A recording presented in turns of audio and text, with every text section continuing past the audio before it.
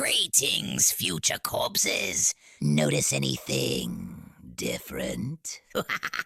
I've treated myself to a little makeover. After 130 years of rights, I figured it was time for a facelift. Recycling is important, you know. Reduce, reuse, reskin. Oh my.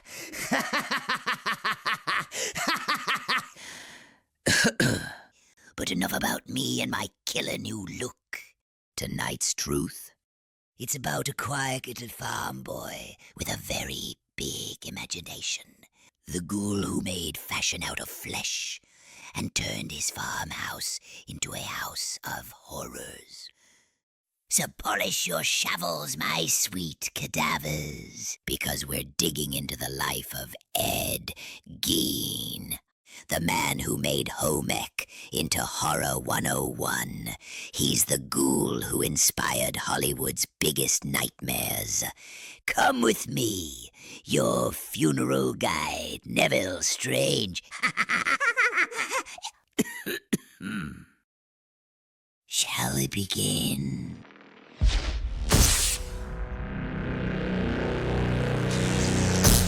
Ed Gein entered this world on August 27, 1906, in La Crosse County, Wisconsin.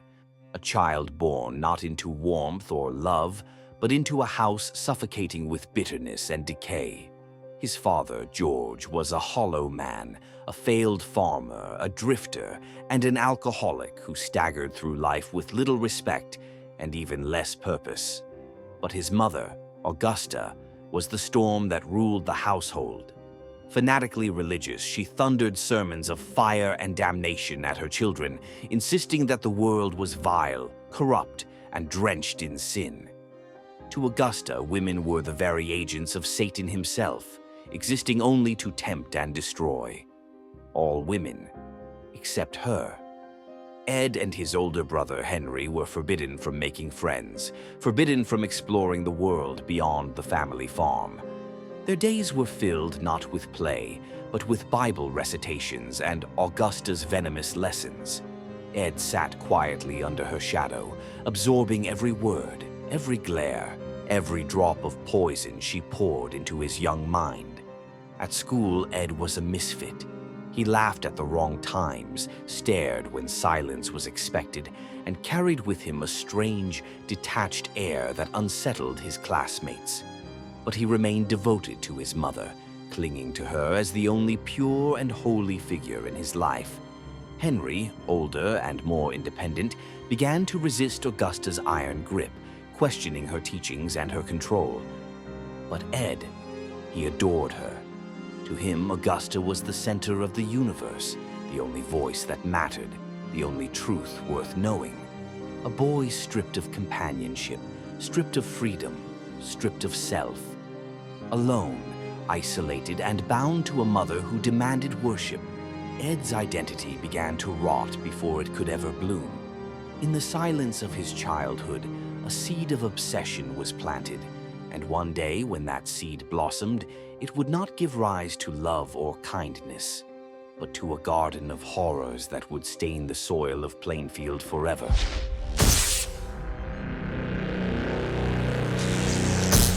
The Gein family began to crumble one coffin at a time. In 1940, Ed's father, George, finally drank himself into the grave. To the neighbors, it was no great loss. George had been a shadow for years, a shuffling drunk who contributed little more than silence and resentment. But to Ed, his death was the first great crack in the fragile shell of his world. What remained was the triad, Augusta, Ed, and his brother Henry. The farm was their prison, and Augusta its warden. Yet Henry had begun to rebel.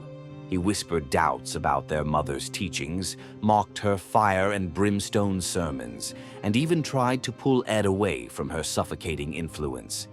But Ed would not hear it. To him, Augusta's words were scripture, and Henry's defiance sounded like blasphemy. Then came the fire. In 1944, the brothers were burning brush in the marshlands near their farm when the flames spread out of control. Fire crews rushed to smother the blaze, and when the smoke cleared, Henry was found lying face down, dead. The official report listed asphyxiation, but questions lingered. His body showed no burns, no obvious injuries, and his death seemed too convenient. Some whispered that Ed might have played a role, silencing the one person who stood between him and his mother. If that suspicion was true, Augusta would have been the motive, and fate, cruel as it is, soon delivered her to the grave as well. In 1945, Augusta suffered a series of strokes that left her frail, bitter, and bedridden. Ed nursed her with unshakable devotion, clinging to her like a lifeline. But by December, she was gone. With her death, Ed's world collapsed. He boarded up her rooms, preserving them like a shrine while the rest of the farmhouse decayed into filth. Dust gathered, rodents scurried, dishes rotted in the sink. But Augusta's parlor remained untouched, frozen in time like a holy relic. Now Ed was utterly alone. No father, no brother, no mother. Only the farm, the silence, and his fractured thoughts. To the townsfolk of Plainfield, he was an odd but harmless figure, a quiet handyman, a babysitter, the strange neighbor who kept to himself. But behind the boarded windows of that farmhouse, loneliness fermented into madness. And soon Ed would seek comfort where no living soul could provide it. He would turn to the grave.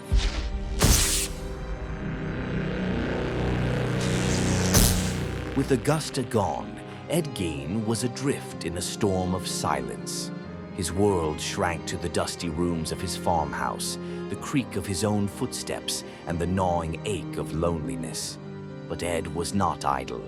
He filled the void with pulp magazines, devouring lurid stories of cannibals, Nazi experiments, and headhunters who shrank the skulls of their enemies. The grotesque became his scripture. Yet even those pages were not enough. Ed began to visit the cemetery under cover of night. Shovel in hand, lantern flickering, he stalked the rows of freshly dug graves. He was not searching for riches. He was searching for her. Women who reminded him of Augusta, middle-aged, heavy-set, stern in face, were the ones he chose. With methodical precision, Ed would exhume the bodies, pry open their coffins, and carry away what he desired. Sometimes it was an entire corpse. Sometimes it was only a piece. A head, a strip of skin, a breast, a vulva, a face. He worked quickly, then returned the dirt, leaving the graves above as if untouched. Ed later claimed he visited the cemetery over 40 times, though he insisted he only succeeded in about 9 exhumations. Whether he spoke the truth or minimized his crimes, no one can say for certain. But the evidence found years later proved his midnight pilgrimages were more than just fantasy. Inside his farmhouse, Ed transformed the remains into grotesque creations. Skulls became bowls. Skin was tanned and stitched into lampshades, chair coverings, and belts. Masks made of faces hung on the walls, eerily preserved, hollow eyes staring from the dark. And at the center of it all was his greatest project, a suit of skin, a costume pieced together from the bodies of the dead, designed to let Ed crawl inside the flesh of women and become his mother once more. The line between fantasy and reality blurred. Neighbors saw him as the odd bachelor who shoveled their snow and watched their children. But behind his locked doors, he was rehearsing horrors that would one day spill over into murder. The graveyard no longer satisfied him. His hunger had grown bolder, and soon Ed Gein would take his first living victim.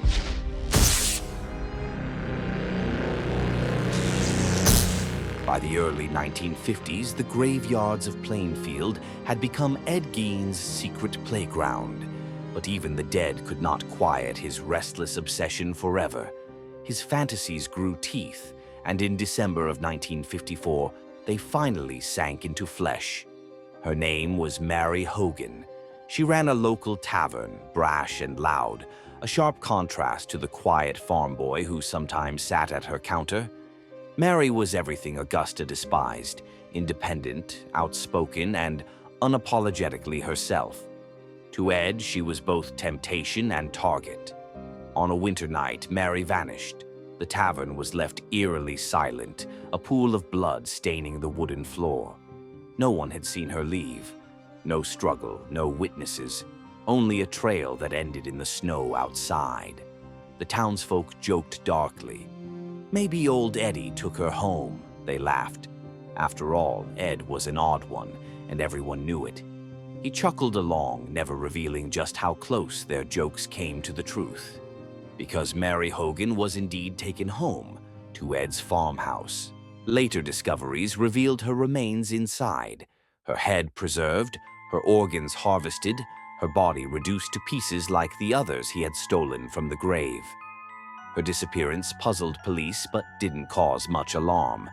Mary had no family nearby, and small-town investigators had little reason to suspect quiet, helpful Ed Gein.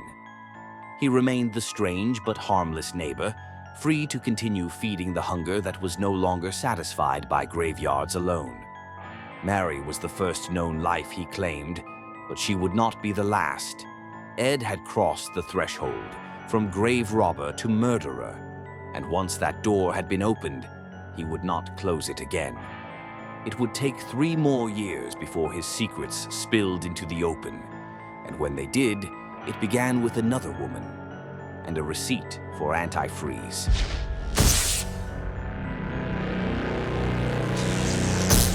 November 16th, 1957, a crisp, cold morning in Plainfield, Wisconsin. Bernice Worden opened the doors of her small hardware store, as she had countless times before. By the afternoon, she was gone. When her son returned later that day, he found the store abandoned. The cash register was open, a streak of blood stained the floor, and Bernice was nowhere to be found. In a town as small as Plainfield, the disappearance of the hardware store owner was more than suspicious. It was unthinkable.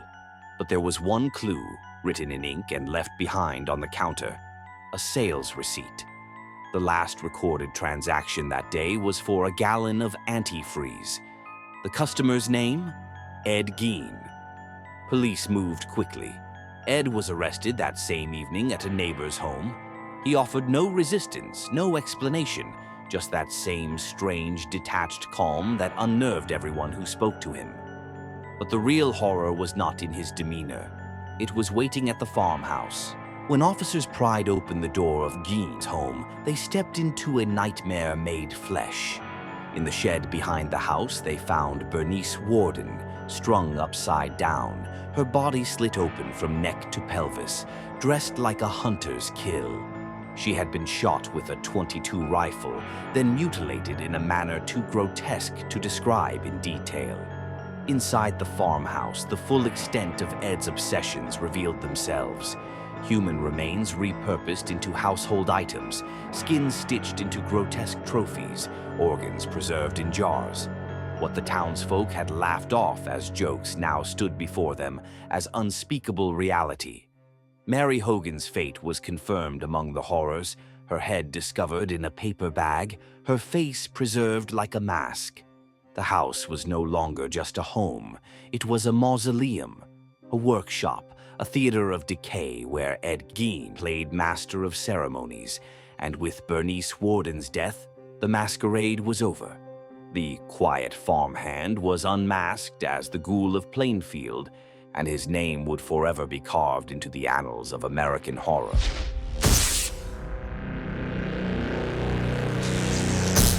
The farmhouse of Ed Gein was no longer a home. It was a butcher's gallery, a cathedral to madness. As police combed through the crumbling rooms, their flashlights revealed sights that turned seasoned stomachs. Each corner whispered of death, each object a souvenir of desecration. They found bowls crafted from human skulls, polished smooth by Ed's own hands, a lampshade sewn from human skin, its seams crude yet deliberate, casting shadows that seemed to writhe across the walls, chairs upholstered in flesh, where guests might have unknowingly sat upon the dead. There was a belt fashioned from nipples, strung together like grotesque decorations, a collection of preserved vulvas stored in a shoebox, masks made of faces, carefully peeled, preserved, and sometimes stuffed with paper, hung like trophies, eyes hollow, mouths eternally slack. In a brown paper bag sat the head of Mary Hogan, lips still twisted into that familiar sneer. In another corner, police discovered Bernice Worden's heart, placed inside a plastic bag, as though Ed had intended to keep it close. But the most chilling discovery was Ed's suit of skin, a full-bodied costume stitched from the remains of women. Breasts, thighs, and torsos pieced together with the ambition of wearing another's body, of becoming his mother once more. The horror was not only in what he had done, but in the quietness of it all. While Plainfield slept, Ed Gein had been transforming his farmhouse into a theater of atrocities. The townsfolk who had hired him to babysit their children, who had trusted him to shovel their snow, now realized they had been shaking hands with a ghoul. Word of the discoveries spread like wildfire. Newspapers christened him the Butcher of Plainfield. Journalists descended on the tiny town, eager to print every sordid detail. Rumors multiplied.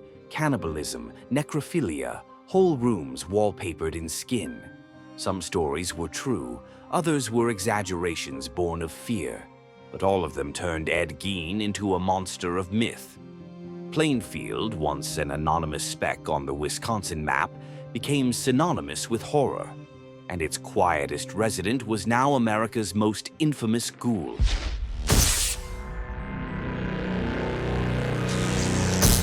Once the horrors of the farmhouse were revealed, the question was not whether Ed Gein had committed atrocities, but whether he understood them. Under interrogation, Ed confessed with unsettling calm. He described his graveyard visits, the exhumations, the masks, the skin suit, all with the tone of a man explaining chores on a farm. There was no hysteria, no anger, only a flat, eerie detachment. When asked why he had done these things, Ed's answers circled back again and again to his mother. Augusta's voice still echoed in his head, guiding his hands, shaping his desires. He admitted that when he wore the skin of women, he imagined he was her, reborn, alive again, inside him. The courts faced a dilemma. Was Ed Gein a murderer who deserved the gallows? Or was he so far gone into madness that he belonged in a hospital rather than a prison? Psychiatrists diagnosed him with schizophrenia and declared him legally insane. In 1958, Ed was committed to Central State Hospital for the criminally insane in Waupun, Wisconsin, later transferred to Mendota State Hospital in Madison. There, he became ordinary again. Nurses described him as polite, cooperative, even helpful. He worked in the kitchen, read adventure magazines, and quietly lived out his days behind locked doors. To many, it seemed grotesque that the Butcher of Plainfield could sit peacefully at a dinner table, sipping coffee with staff. But that was Ed. The horror lay not in his anger, but in his emptiness. He was never tried for the full breadth of his crimes. Officially, he was only convicted of the murder of Bernice Worden, the death of Mary Hogan, the desecration of countless graves, the trophies built from human remains. These became footnotes, swallowed by the insanity ruling. Ed Gein remained in state custody until his death in 1984, when he succumbed to respiratory and heart failure at the age of 77. He was buried beside his mother in Plainfield Cemetery, the very ground he had once desecrated. Even in death, peace eluded him. Vandals chipped away at his gravestone for souvenirs until it was finally removed, leaving only an unmarked patch of grass where the Ghoul of Plainfield rests. His body lies quiet, but his legend never did.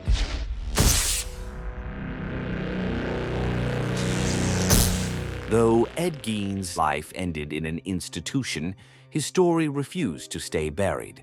If his farmhouse was torn down, his legend only spread wider, stitched into the fabric of American nightmares. Hollywood wasted no time carving him into its monsters. Alfred Hitchcock's Psycho, 1960, gave us Norman Bates, the timid, mother-obsessed motel owner who could not let go of the woman who dominated his life. Norman's quiet smile, his hidden violence, these were Gein in disguise. In 1974, Tobe Hooper unleashed the Texas Chainsaw Massacre, and with it, Leatherface, masking his identity behind human skin, brandishing his tools in a slaughterhouse of rural decay. The echoes of Plainfield dripped from every frame, and in 1991, The Silence of the Lambs introduced Buffalo Bill, a man who starved for transformation, who stitched together the skins of women to create a suit he could wear. Gein's fantasy brought to grotesque cinematic life. Through these films, Gein's crimes transcended history, becoming archetype, fuel for countless killers, slashers, and ghouls that stalked both screens and imaginations. His legacy was not in body count, for Ed was no prolific murderer. His legacy was in the intimacy of his horrors, the way he turned the home, the hearth, the very skin we live in into objects of terror. And so Ed Gein became more than a man. He became a myth.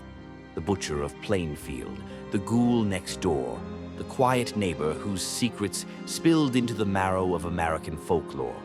Even now, his story is retold, whispered in classrooms, dissected in documentaries, and replayed in horror films. Because in Ed Gein, we see a mirror we dare not look into too long. The child who could not let go, the loneliness that curdled into obsession, the love that turned to rot.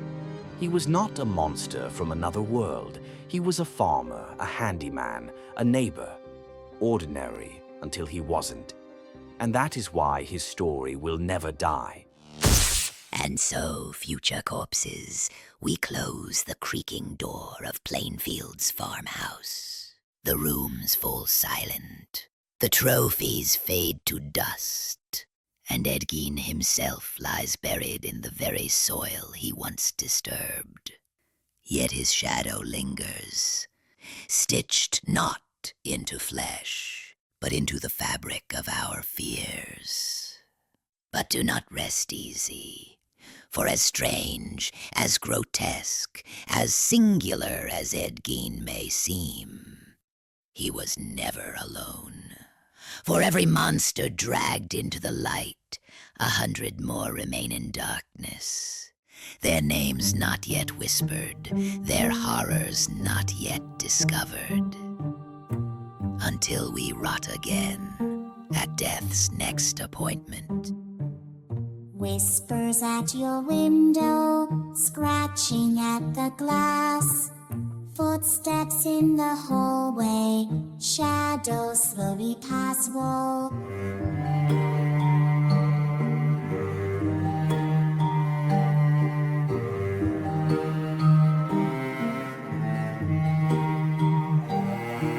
The darkness has no mercy, never hides its grin. Close your eyes a moment, let the nightmare in. Every fear you're hiding, every scar concealed bleeds into the night.